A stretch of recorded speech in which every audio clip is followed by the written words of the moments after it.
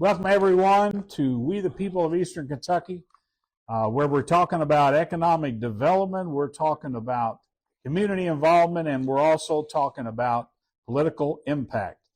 We have a great special guest tonight. We're going to introduce him here just in a minute, but we really appreciate you all. Our viewership is growing like crazy, and we thank you for your responses and your comments and things of that nature. Keep them coming. We want to give you the topics that's interesting to you all, that you want to know about. And our biggest thing is information. We want to communicate with you and give you the information out there that a lot of people normally maybe not know. And we're going to have some good insights tonight, I'm sure. We have a great guy here that represents us here in this area as our representative. We'll introduce him just in a second. But communication, representation, that's what we want to do, and we're going to share that with you tonight. So we'd like to thank a few of our sponsors. And first of all, BML Business Alliance. If you have any business needs, anything like that, restructuring, marketing, anything like that, you can get a hold of me. My number is 606-367-3839, Terry Salyer at BML Business Alliance. And we work with businesses here in Eastern Kentucky. It could be a startup, it could be anything like that, but it could also be if you want to grow your business and you want to make a bigger impact in the area, that's what we can help you with. And Cody, you got some special people too, don't you? Absolutely. The podcast is always is brought to you by Appalachian Insider. Mm-hmm. We also want to thank Granny Made Cheesecakes. We want to thank Appalachian TCG Tabletop Gaming.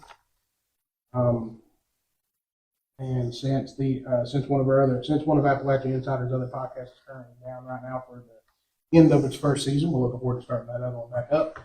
We also want to thank one of our sponsors, Jessica B. Williams Photography. We have a great guest tonight, you all, and I consider him a very good friend. He is. There's times that I've gone to him as my representative, and he's always had an open heart, and he has a heart for Magoffin County and the Salyersville area, but not only Magoffin County. He branches on out into some other areas, and we'll let him talk about that a little bit later. I think down Knott County a little bit, and then also over into Pike County. So tonight we have our representative, John Blanton, is going to come and join us tonight, and we're going to talk to him about, he's an old Magoffin County boy, maybe a little bit where he come from, where his heritage was. And that's what we want to do, gang. There's a lot of people out there in Eastern Kentucky that got a story to tell, and it may be an opportunity to where we can encourage you to be able to pick up a certain vocation. It may be changing a vocation, and we bring people on here that's had an impact in their life to be able to do that. So as far as the bio and everything, I'll let him tell about himself, but Representative John Blanton is here with us tonight, and he's going to talk about a lot of things about hometown here, and then also he's going to share with us some of the impact from a political standpoint that happened to the legislature down there in this session that they finished up a couple of weeks ago. So without further ado, Representative John Blanton, ladies and gentlemen, would you welcome him to our podcast? Yes, right here. Have a seat there, John. Thank you, Terry. How are you, man? I'm great. How about you? I'm good. Good to see you. Yeah, good to see you. We Glad appreciate to be here you tonight. coming. Yeah, yes, sir. Yeah, opportunities, yeah. Well, they tell me that you're an old Magoffin County boy. Is that true? Born and raised here. Yes, sir. Is that right? Yes, sir. So you went to school here and did some things, or just tell us a little bit about your background, maybe. Yeah, I grew up here in Magoffin County. Actually, my ancestry in this region goes back to just after the Revolutionary War. Really? One of my great-great-great-great-great-grandfathers, Captain Henry Conley, came here. He was a captain in the Continental Army. Wow. And moved into this area. And hence the Conley clan came along. My mother was a Conley. My grandmother on my dad's side was a Conley. That's a short Conley. That's your Conley. But actually, they will tie together if you follow it. Yes. Well, see, that's just like the Salyers. You know, they say Salyer and they say Salyers. Well, everybody's related. Absolutely. No matter if it's two ends or No, not. you're right. You're absolutely Arnett and Arnett. right. Yeah, that depends on if you got money or not, right? so my heritage goes back for many generations here in this area. I myself was born and raised here. Went to school here, little elementary school that's no longer in existence, Prater Borders. Okay. Played basketball here at the high school, baseball. I was actually on the '84 team that almost made it to the state tournament. Really? I Awesome. was a sophomore that year. You played with Scott.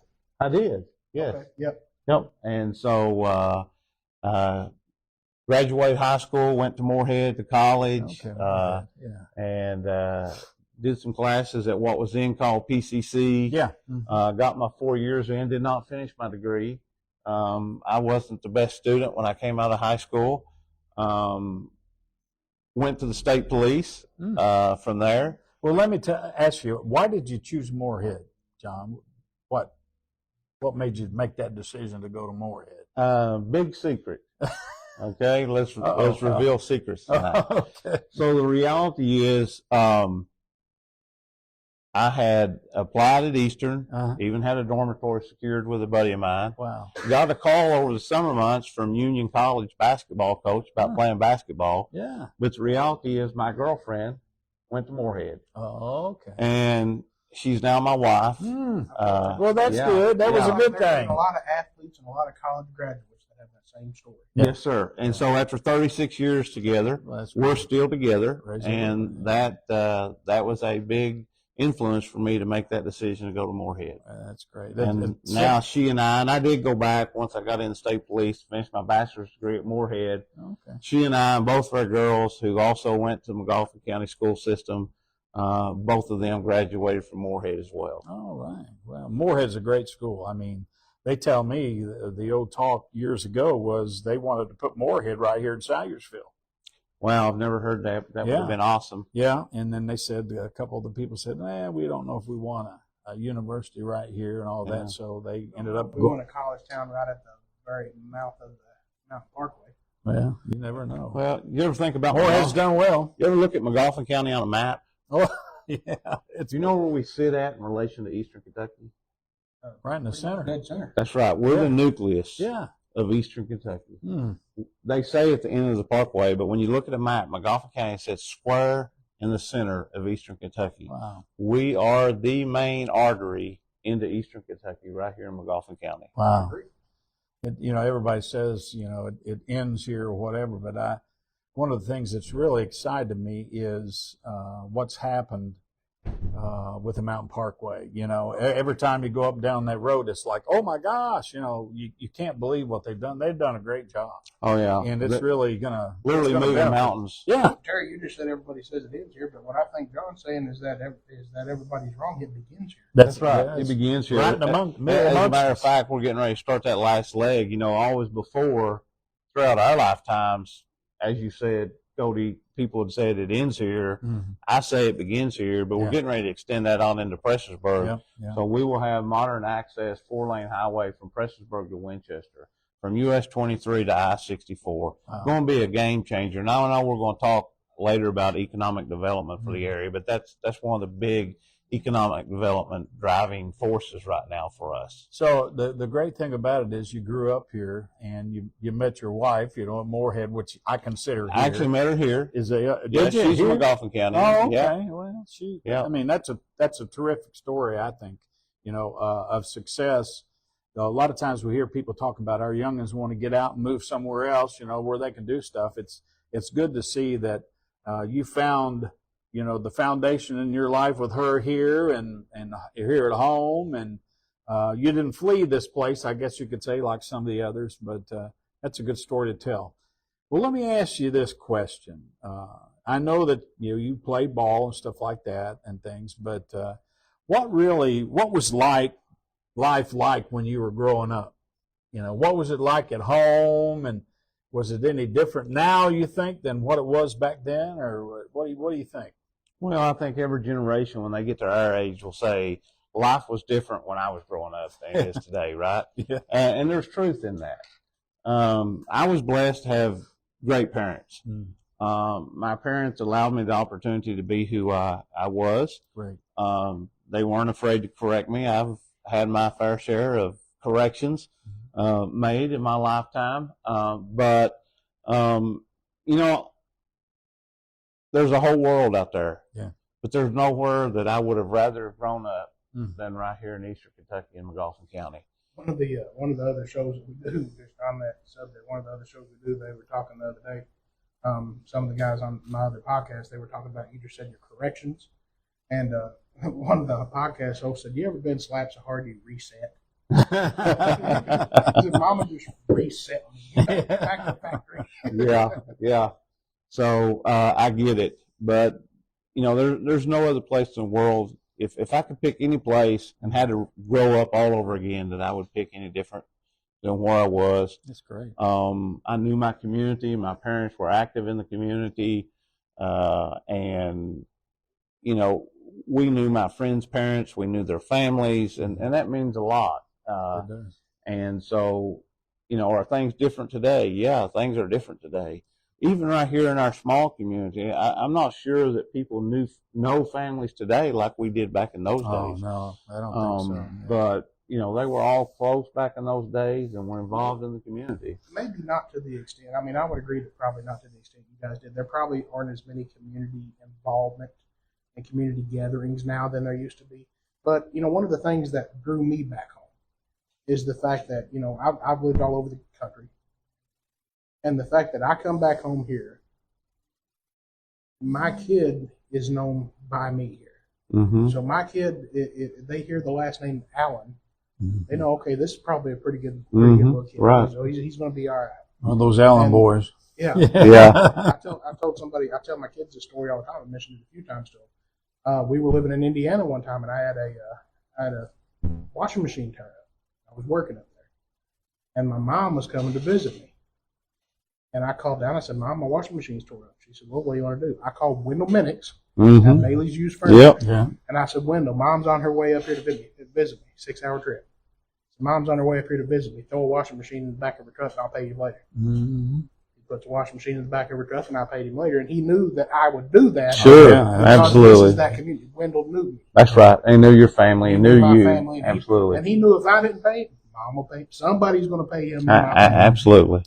Absolutely. That's a good thing of a small town, and you know that same heritage is here still a lot with a lot of people. I think. It is, and it's still a great place. Look, I've long said this, and in my career in the state police, I traveled around the state. I started out in Pikeville Post, and then when I got promoted to lieutenant, I spent a year in Madisonville. My family stayed here. I spent a year in Henderson as post commander, and so I've traveled. But I always told them, and I believe this, and I tell this everywhere I go. Our young children here in Eastern Kentucky, Magoffin County in specific, we're talking about tonight, but in general, I will say, we have great kids here. We have a great public education system here in Eastern Kentucky. Sure. We produce as many professionals, doctors, lawyers, teachers, engineers, per capita as anywhere in the country. Yeah. And it's because I think of the environment that they're able to grow up in. Yeah. Well, you know, we all have things that we look at when we're young, and you could call them heroes or anybody you look up to or whatever. When you were a young boy or going through school, who were your heroes and who did you look up to? Who made a big impact to you in the early years of your life, would you say, other than your folks? You know, good follow-up there. There was a lot of people because unquestionably the biggest heroes was my mom and dad. Yeah, absolutely. Okay? Yeah. Bar none. Yeah. They were my heroes. They were the people I looked up to. Those are the people that I hear people tell me all the time today, I look more like my dad all the time. And, you know, I wear that as a handsome man, though. I wear that as a badge of honor, right? But my mom and dad, but you know, I had people in my lives, from teachers, coaches, in my life throughout high school and grade school that I looked up to, and I think they have helped mold me into the type of person I am today, without a doubt. Wow. Well, how did in the world, you know, you've talked about it before because you were in the state police and things. When you were growing up, why did you make that vocational choice? What pushed you to that, I want to be straight trooper? What happened to you? Yeah, that's good question. Mm-hmm. Good question. You know, I was one of these people that I always looked up to the folks around here on the rescue squad and the fire departments and the police in this area. And really, I wanted to go to the military when I came out of high school. But my parents, and I never told them this, so they don't know this. My parents, in our home, we were going to college. Both of them, neither of them, had a college education. Mom had a GED. Dad never got either. So college was what was just understood in our home. And I didn't want to disappoint my parents. Oh, yeah. And so my older brother, who's 6 years older than me, he went to work after he graduated from college. He went to work for Lexington Police Department. Oh, really? And so I got a chance to go down one night and ride with him while he was on patrol. Awesome. And Awesome. really loved that. And so I actually applied simultaneously for Lexington Police Department and the State Police. My wife was a young starting out teacher here in Magoffin County. There was no jobs available for her down there. I ended up getting hired by both agencies. Really? Yes, I did. So you almost became a Lexington policeman. Almost. Yeah. Yeah. And so I turned them down, stayed with State Police. We came back here. All my decisions in my adult life of where my assignments were going to be was always evolved around keeping my wife and later my children to where they could be in Magoffin County and attend school and work here in this school system. That's awesome. So, well, who, if, you know, you were in, how long were you in the state trooper? almost 23 years. Is that right? Yes, so sir. you retired from them? And I did retire from Did you? them. Yes, sir. I served in every rank within the state police except lieutenant colonel. wow. So started out at Pikeville, went to our special investigations branch. From there to our employee assistance branch, started promoting to sergeant and stayed there. Lieutenant, as operations lieutenant, as I spoke of in Madisonville. Came back as commander of our employee assistance branch. Promoted a few months later to captain. Went to Henderson Post for a year. And I kindly had a reputation when I was in Madisonville. A tornado came through Central City. Wow. Came back. The following spring, there was a big ice storm that we all remember of '09 that hit Western Kentucky especially hard. I was post commander down there at the time. Oh, my. Then I came back to Moorhead as post commander. After almost a year at Moorhead, I was asked to become a part of the member of the command staff. That's an appointed promotion. And I was appointed to major by then Commissioner Brewer and served out the remaining part of my career on the command staff there in Frankfort. Wow, that's great. Well, why in the world, you being a very qualified and a very rewarded and awarded state trooper, get involved with the political scene? How did it happen? Good question.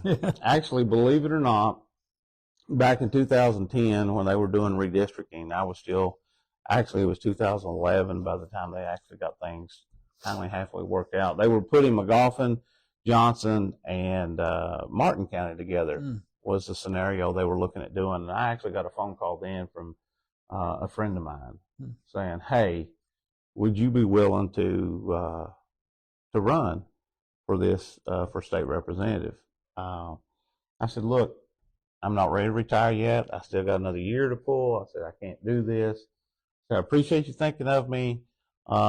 And I guess maybe that caused my wheels to turn a little bit. And then my background in dealing with my whole career, I've dealt with state government. So I've learned in that role, even as the state police, because one of the branches under my command as a major was our financial grants management. So we dealt a lot with big finance and those type of things.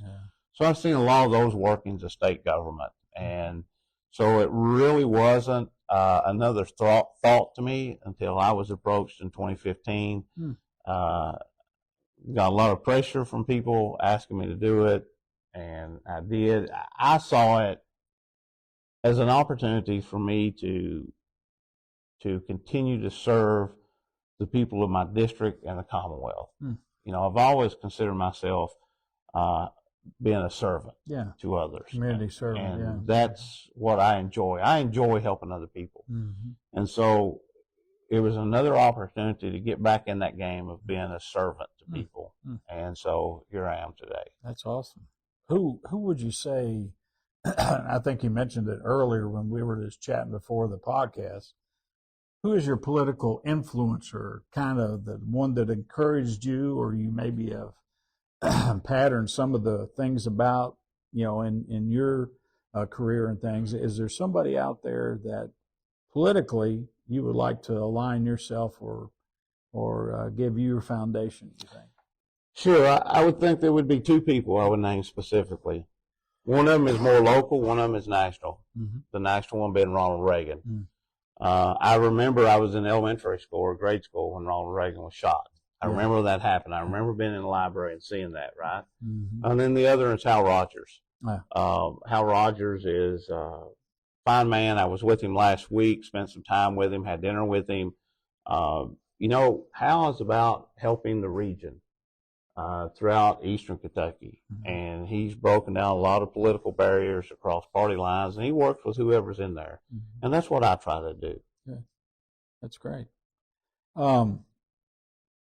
Tough question, and I don't want to put you on the spot too much, but you're a minister of the gospel, right? I am. I thought you were. Probably so. I've been there a couple of times and heard you preach and did a great job. But how tough is it to be spiritually, as a minister, as a Christian or whatever, and dealing with the people in this legislature? Because, there's a whole lot of them down there that maybe not have those kind of morals, I guess you could say. And is it difficult for you, or is it a challenge for you, or do you seek that as an opportunity maybe?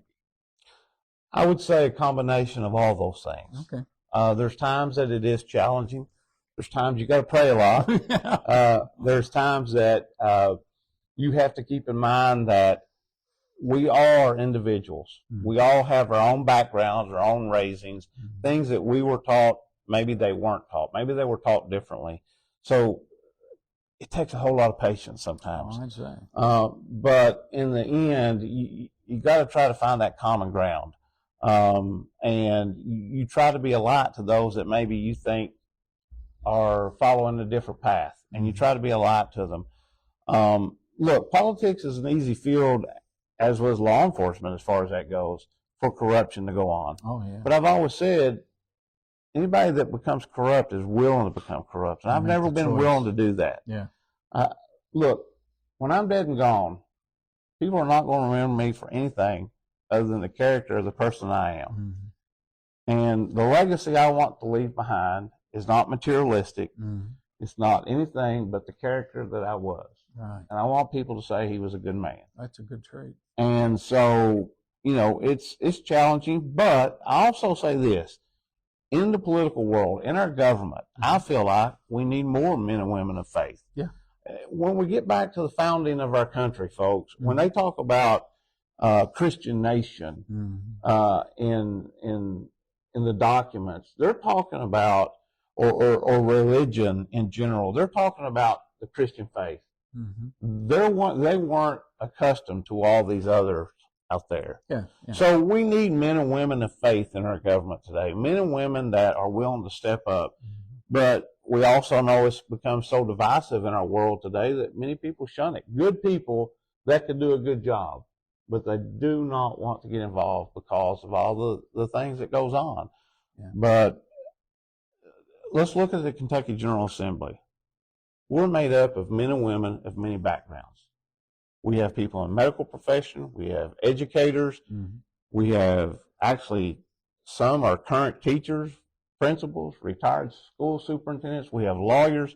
We have law enforcement, and we have ministers, just to name a few. And I think it takes all of us, and I think that's where our forefathers set our government up, was that we would come from working class people bringing our own beliefs, bringing our own ideas in to work collectively together for the betterment of the Commonwealth. That's great. Yeah, I mean, to me, that kind of leads into the next, question that I had on my mind about, you're down there, you're representing us, and you've always been a good witness of that, I feel, and let your light shine, I guess, and a wise man said a long time ago, you lift somebody up, you're going to draw a bunch of people to you.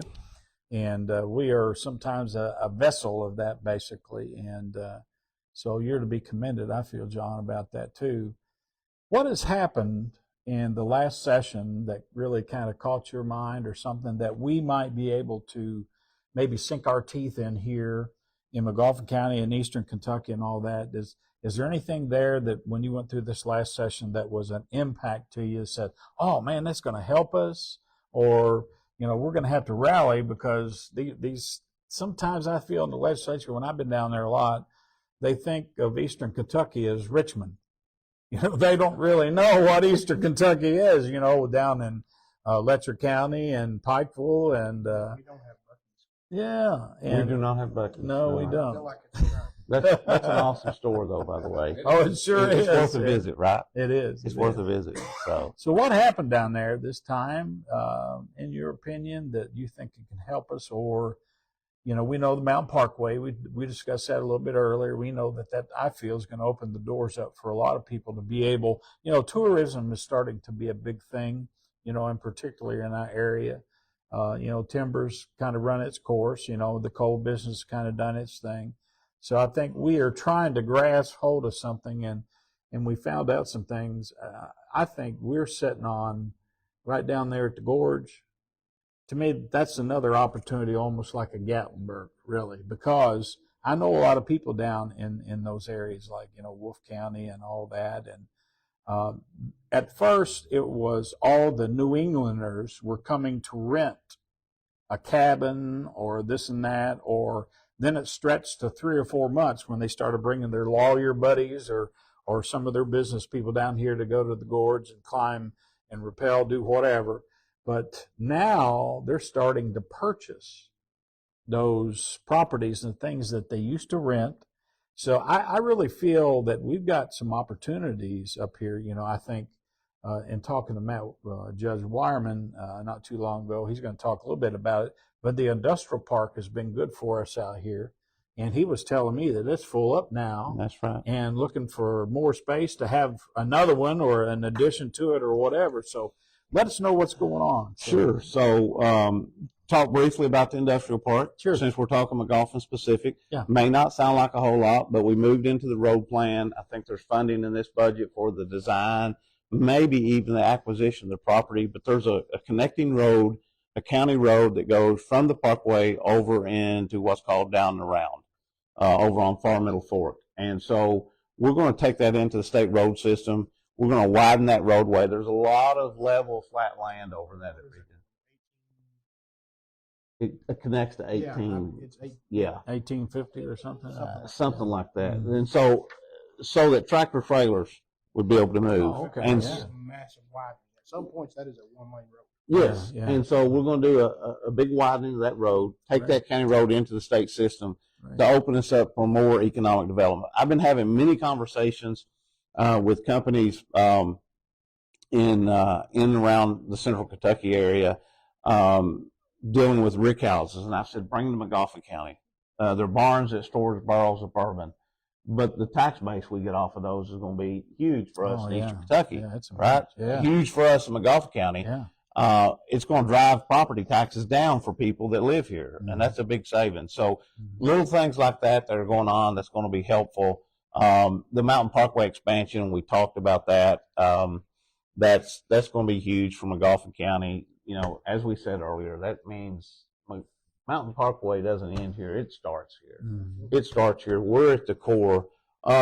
In some ways, we could say this was kind of a humdrum session compared to the previous 7 that I've been in down there. Yeah. There weren't near the controversial things going on. Probably the big thing of the session was the budget. Mhm. Over the next 2 years, we're investing $129 billion into the Commonwealth of Kentucky, including right here in Eastern Kentucky. Mm. We're sitting on one of the biggest surpluses we've ever had in the state. We are. And so people ask, there's some people that want to spend all that surplus. Why do you hold that surplus? We try to hold a 45-day reserve in savings, if you will. Right. and the budget surplus. Why is that? Well, let's go back to Yeah, 2008. Uh, disasters and all that kind of Well, let's go back to 2008. stuff. Let's go back to 2008, the big downturn, and there will be another downturn. Mhm. The question is when, not if. That's a cycle this country goes through. Mhm. We were literally not able to pay our bills during a period of time, Mhm. right? So this gives us a 45-day ability to continue normal functions within our government here in the Commonwealth in reserves. But it does much more than that. Let's go back 2 years ago. Here in Eastern Kentucky, we got hit by a devastating flood that hit many, many counties here. Mhm. Loss of lives. Knott County, I've got Magoffin, Knott, and the biggest part of Pike County. Mhm. Knott County was one of the hardest hit counties. We were able to go into special session in 3 days, and I was very honored to be able to carry House Bill 1 in that Mhm. special session, Mhm. where because we had that money in reserve, we was able to not have to wait, try to borrow money, try to get money from the federal government. Mhm. We was able to influx $212 million in 3 days to Eastern Kentucky Mhm. because we had that budget reserve. Right. Well, let's back up to 2012. We had a tornado come through here in Magoffin County. Yeah. We know that those things happen. And so now we're prepared to come in and react immediately when we need that influx of funds Mhm. because of that budget reserve. And I'm a firm believer that we have to use tax dollars wisely. Mhm. And I think we need to hold some monies in reserve rather than coming in every budget and just spending everything we got, because I don't think that's healthy for the taxpayer. I have to ask, and this is along those lines.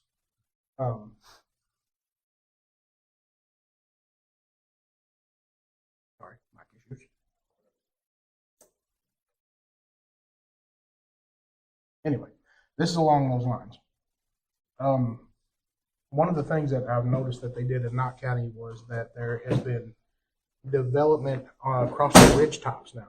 They're creating a community down in that area across the ridge tops. Have you heard anything about that kind of development here in the Magoffin area? I have not been made aware that we're doing any of that here in Magoffin County. Or discussion of any other kind of utilization of that reclaimed ridge land? Those type of discussions are going on, but no action has been taken at this time.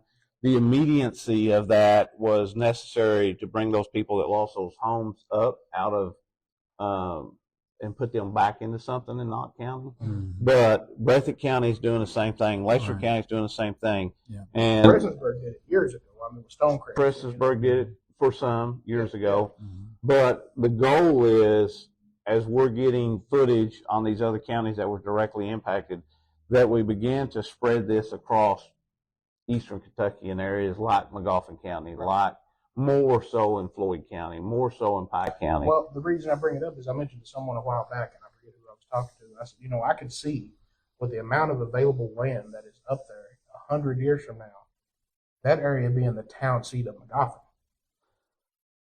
I know what you're thinking. 10 years ago, I thought the same thing. But I've learned. Is there something I'm not aware of? Well, here's what I've learned in this role, because, pushing to bring industry into Eastern Kentucky. We've looked at places in Magoffin County, we've looked at them in Pike County, we've looked at them in Knott County. Here's what we run into. We see flat, good land on top of these strip mines. Right. Mhm.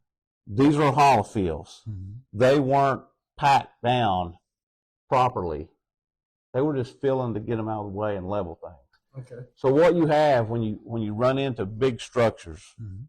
like commercial buildings, we found, if you remember the failed battery company that was Interblue, Up in Interblue, that was Yeah. going to come to Pike County. They did What some we core realized was when they came in and they did the core drilling was Mhm. it was going to cost about $30 million to literally drill down, get the solid, pour concrete pillars in order to build these buildings on. Mhm. So we're looking for bedrock, is basically what you're saying, and this is dirt. You got to have something that's solid, because this dirt from these hollow fields are still settling. A house can come a whole lot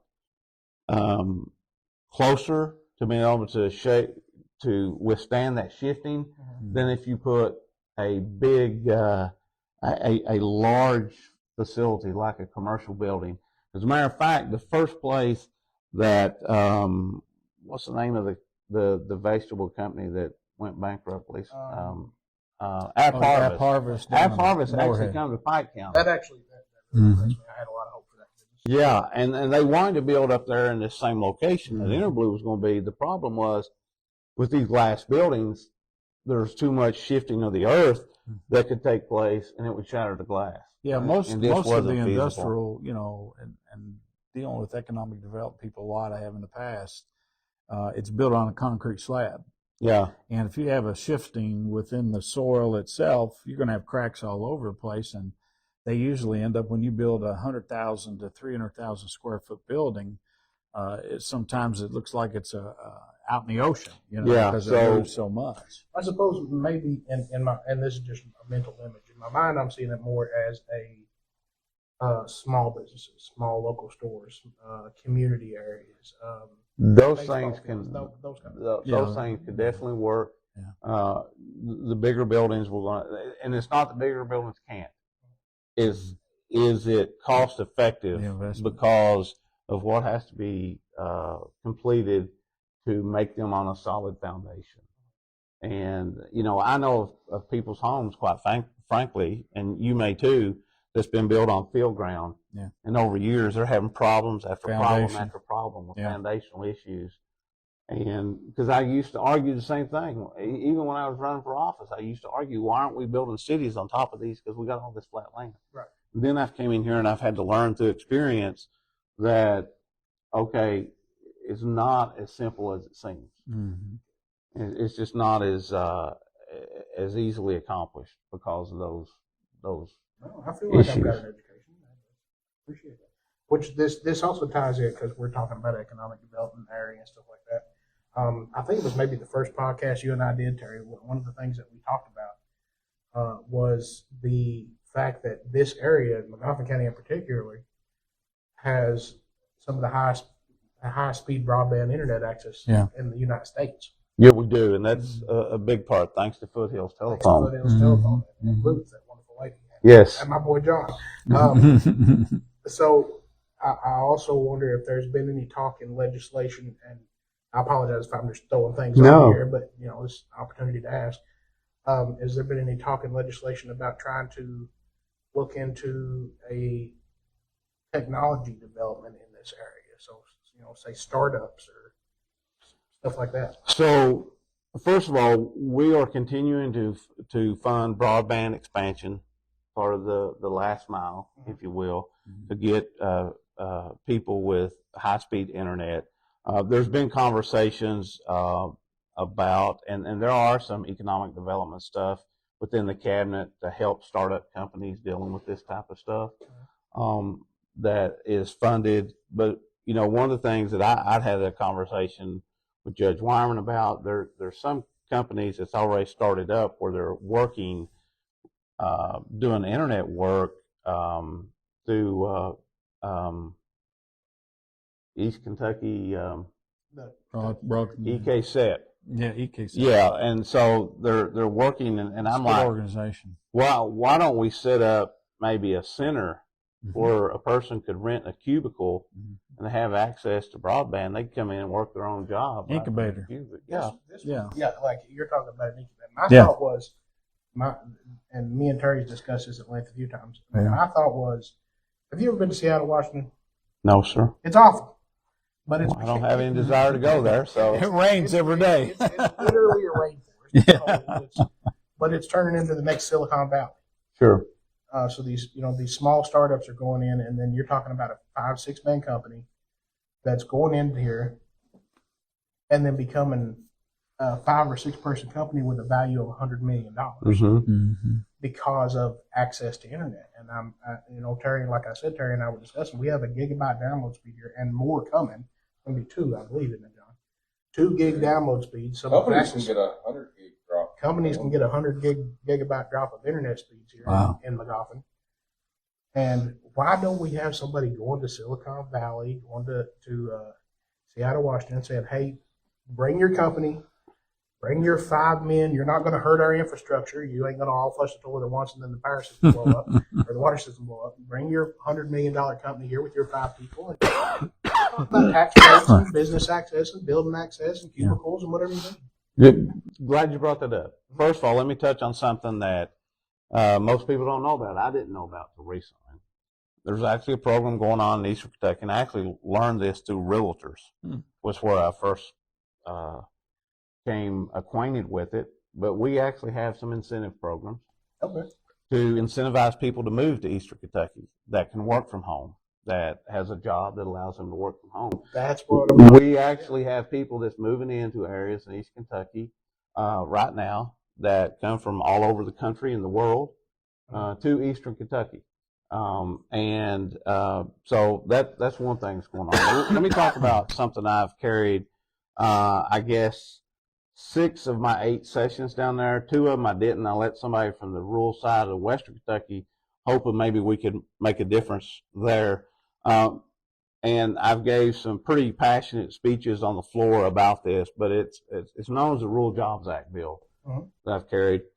A lot of people may not like tax credits. I get that.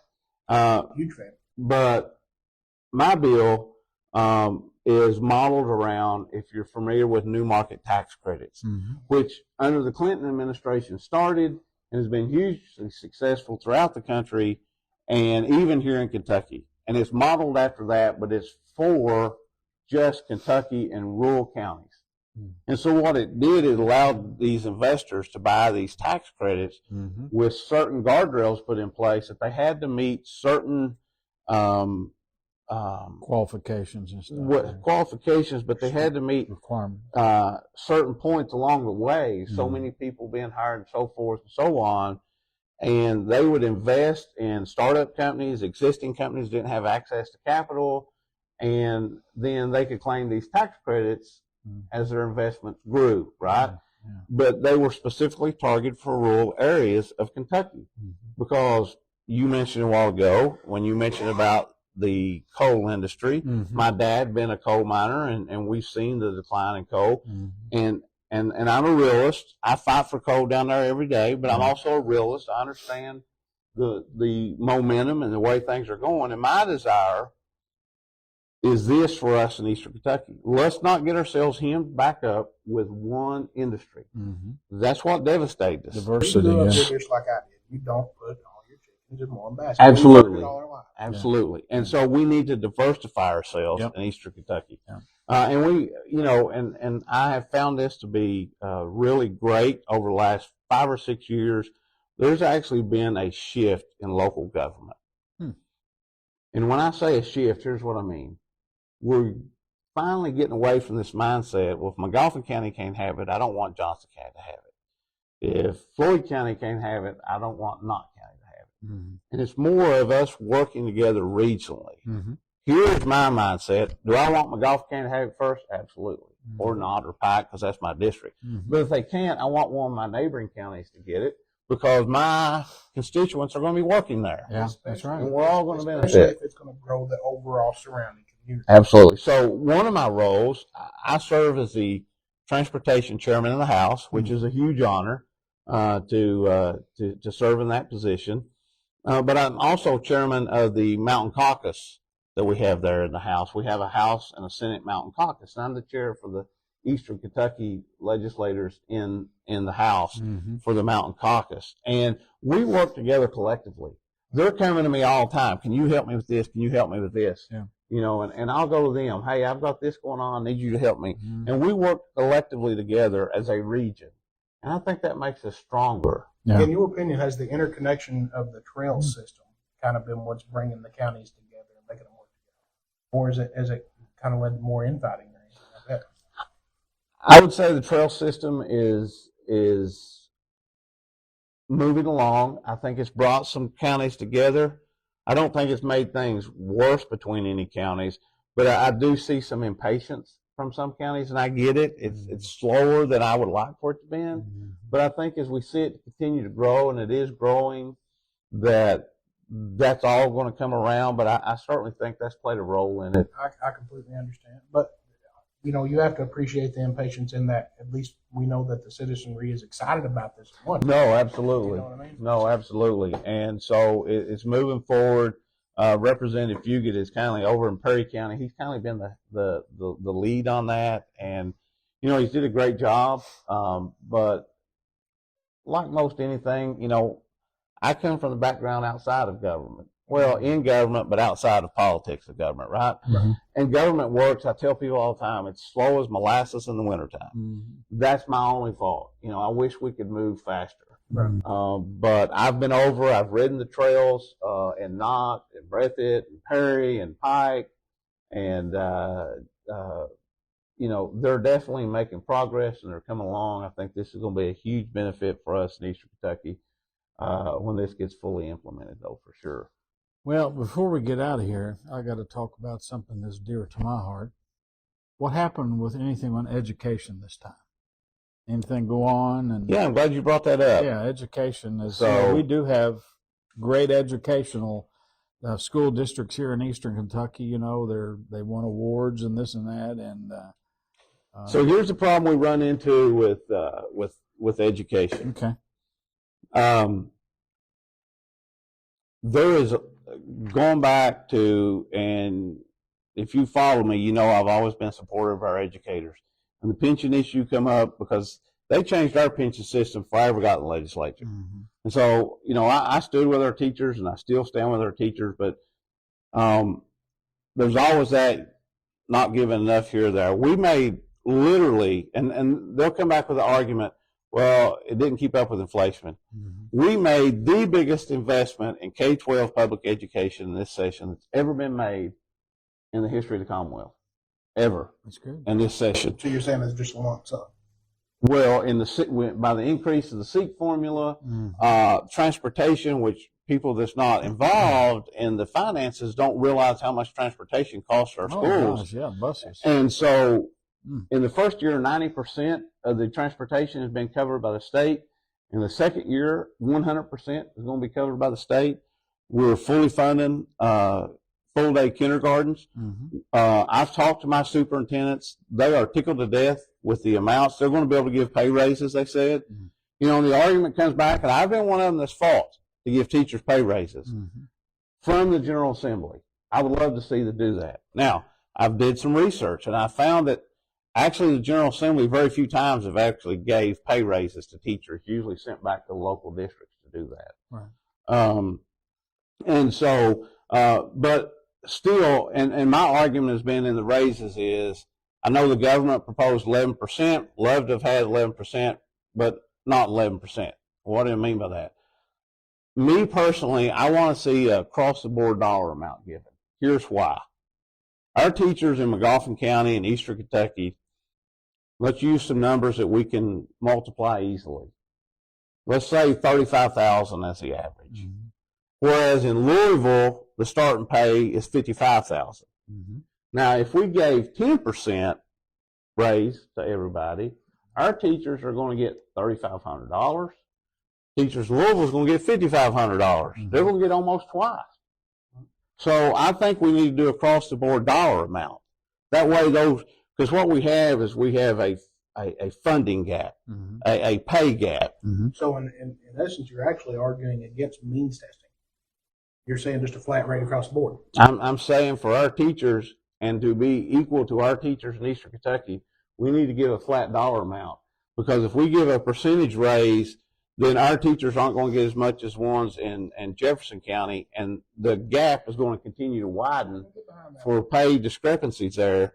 And we need to be given more to help us catch up here in Eastern Kentucky to our teachers who do a fabulous job.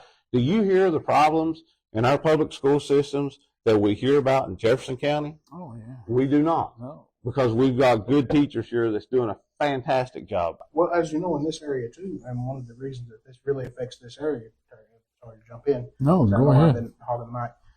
One of the reasons this really affects this area is, especially here in Magoffin County, the school system is one of the largest employers in this county. Yeah. Yep. The biggest, Probably the if largest. not number two, yeah. This is And the this- county's the other one. Yeah, I mean, the school system is one of the economic drivers. So let me quote the Yeah. new Yeah. Kentucky Department of Education Commissioner. You know, we've got an education commissioner finally from Eastern Kentucky. Robbie Fletcher. Robbie Fletcher from Lawrence County. Lawrence Glad to County. see somebody from Eastern Kentucky in there. Just seen an article about him. I believe it was released yesterday.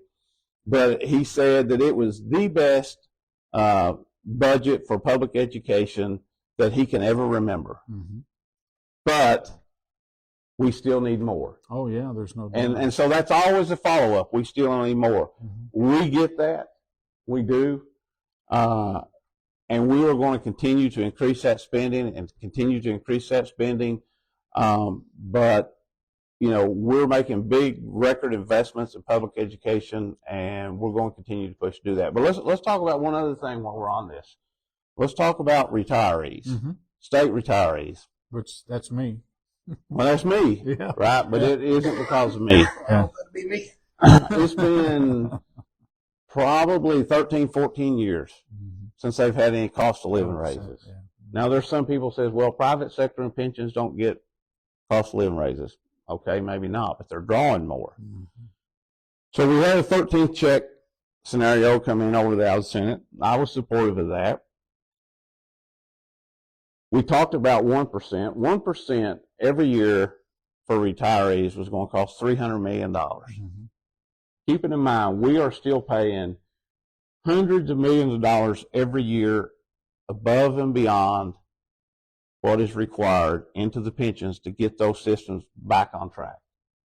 And so as long as we're still doing that, you know, that's monies that we could spend on other things. But it is what it is. We are where we are, right? So, Well, I think one of the biggest things that I've seen in the past of being in education is years ago, some of those monies were taken to be able to pay other bills. Like you said, we have not done a good job in the past. And that made that fund or this and that be underfunded because of appropriating funds to different places. so allow me to say this, because I used to use the same argument. Yeah, yeah. And here's what I have found. Mm-hmm. When doing research and finding fact, Mm-hmm. that is fact that monies were pulled, Yep. but monies were paid back with interest above what the pension was drawing at the time. So that was made whole. Okay, so here is my argument on the pension issue. Mm-hmm. My argument is when the state went away years ago from regular cost of living raises, people started retiring earlier and earlier and earlier because they had no reason to stay around. Yeah. People used to stay well beyond their retirement years because they were getting regular cost of living raises. So that meant, quite frankly, let's be honest, the older you are when you retire, the less years you're going to draw it. Mm-hmm. The younger you are when you retire, the more years you're going to draw it. Right. So now we started seeing a backwards reverse to where people were retiring earlier and earlier and earlier meant they were drawing longer and longer and longer. Mm-hmm. COVID especially caused a huge influx of early retirement. So that's one thing. Another thing, and this goes back to 2000. Starting in 2000, they began meeting only what was known as statutorial requirement. They'll say, well, now we funded it by the statutorial requirement. Mm-hmm. But I have found in understanding pensions, there is what is known as a statutorial requirement that the statutes lay out. That's what the law says, yeah. And then there is what's known as the actuarial requirement, which is what it actually takes to keep the system healthy, Mm-hmm. which is much more than the statutory. Mm-hmm. So if we're going to put that into layman's terms for just the people listening right now, statutory requirement would be, think of it like you were just paying the interest on your credit card. That's correct. You weren't paying anything towards Principal. the actual You're not principal. paying anything towards the principal. And that went on from from around 2020. Believe it or not, our systems were around 100% then. Mm-hmm.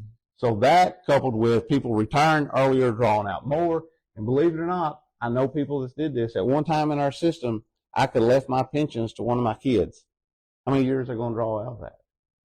That's not helpful to the system. I understand leaving it to the spouse, but to your kids, This is just me personally, I'm not speaking on a personal, I'm not a huge fan of the concept of transfer of wealth.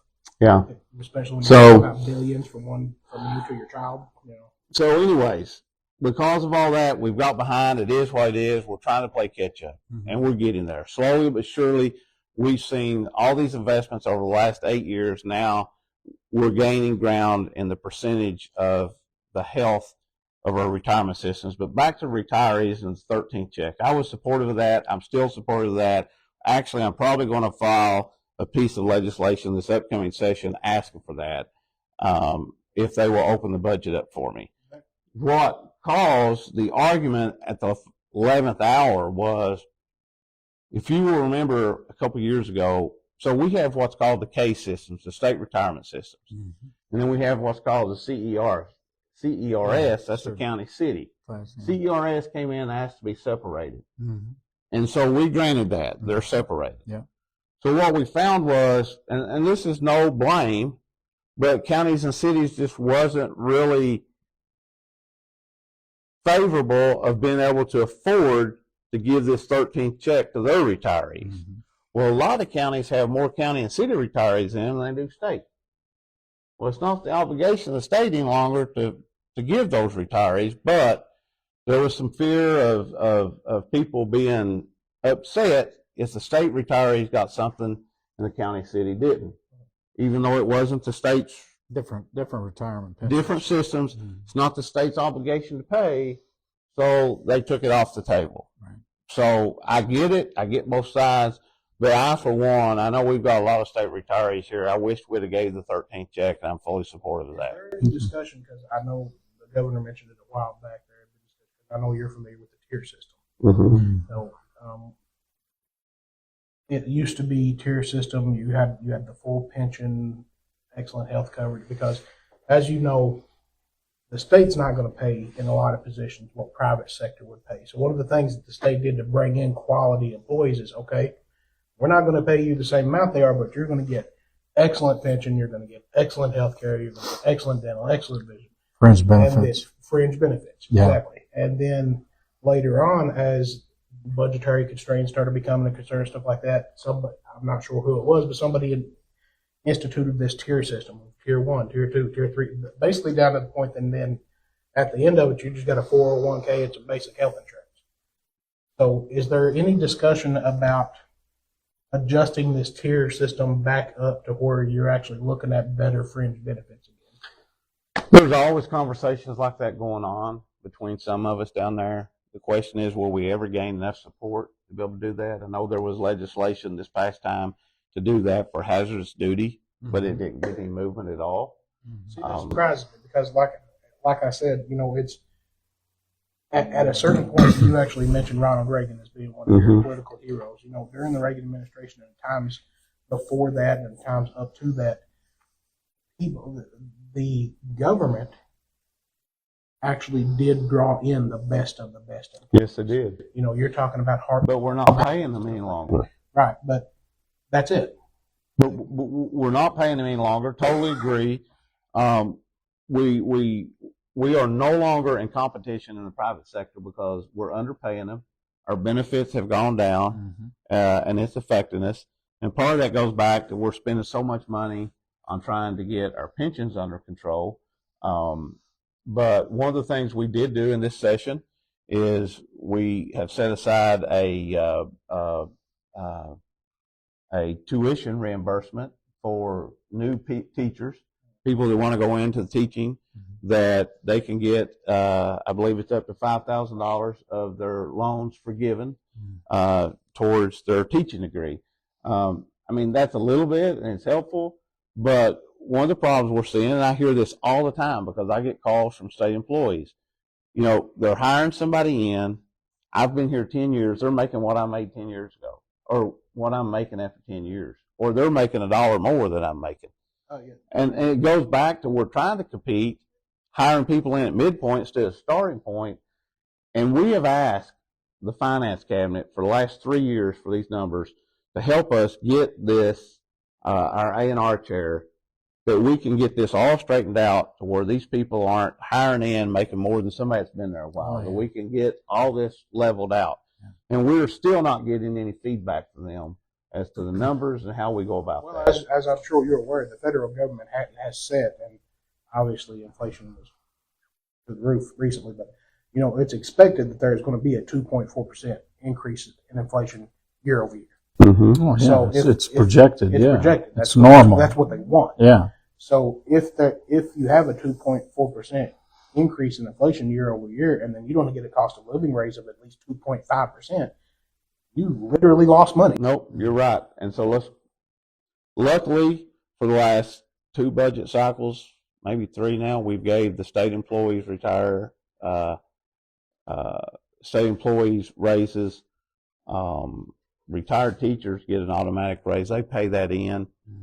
It's not that the states gave it to them. They paid that in. That's part of their, and I know Certain this through my percentage wife. out of the school district. That's right. Yeah. And so, but the state retirees haven't got anything since, I believe it's 2010. So how much inflation have we had since then? 46%. Yeah, right. And so it's been really devastating to those folks. That's why we got to help them. Oh, no. I've got a battery over there. When did we die? We just kind of need to wrap it up, maybe, I guess. Man, I that's a appreciate good you time. coming. No, what I'd like to do, Yeah, I apologize for hogging is no. What I'd like to do, if it's okay with John, is have him back. We'd love for you to come back, and where Sure. we could focus on a little bit more specifics, I guess, like what you're doing right now, Mhm. talking about the pension things and stuff like that, state employees, because like we said at the beginning, our biggest thing is to inform the people and the public out there. And if nobody's working on it, nobody's doing anything for me and all that, so they have the attitude a lot of times that nobody's listening to me. But No, that's hear why it all the I time. want, guys like you and business and organizations to be able to come and share this information with us, to let them know, hey, Representative Blanton is working on some of these things. Well, Like you just said, I have put this legislation through this many times, Yeah. and I'm going to keep pushing. Yeah. well, We want them to know. so just like you at the mountaintop, you with the pension things, I believed the same things you all did Right. until I got down there. And I'll be honest with you, I don't take what politicians tell me down there. We're not hot mice. Well, are it we? gets to where I don't Yeah, know. we're live. We are? We are. Oh, well. We are now. It's okay. Listen, the fact of the matter is, even in legislation, you want to reach out to these scientists when you're talking about stuff like these mountaintops and stuff. Yeah. Like it makes sense to pull in the data and start. Well, the point being, when I say it's not that I'm looking for elected officials for answers, I'm looking for independent people that's got a understanding and are nonpartisan.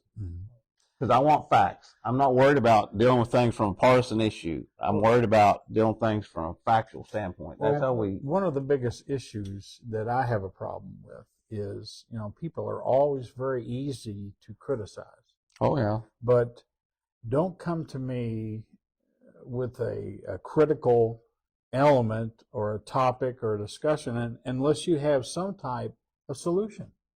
They want to complain and they want to bring and say nothing's being done, this and that, but there's got to be a solution to some of those things that are your pains. Instead of people just sitting back and griping and complaining and this and that, they need to come and help be part of the solution. That's why it goes back to what we are, we the people, is we want community involvement. No, absolutely. And so, for a lot of people, they'll come to me. Mm-hmm. They don't have the solution. They're looking for a solution. Yeah. Okay. But they make me aware of a situation that turns me on to start working on it. Without them coming forward, Yeah. I don't know about it. But they And need if I to be don't a know, part I of that can't help, solution right? with you. They need to support you and they need to help Well, you. look, They need for to the most help you part, with that. people do support me. And I can say this. I can honestly say this. If somebody's come to me and they've asked me for something, Mhm. as long as it's legal, moral, ethical, I've tried to help them. And there's been times I've been able to be successful. There's been times I've not. Mhm. And it's crazy because times I'll make an effort, but I think, man, I'm going to do this. But I don't think I can do it. I'll get it done. And there's times I'll think, man, this is an easy one to get done, and I can't get nothing done. So, but I can assure you of this, it's never been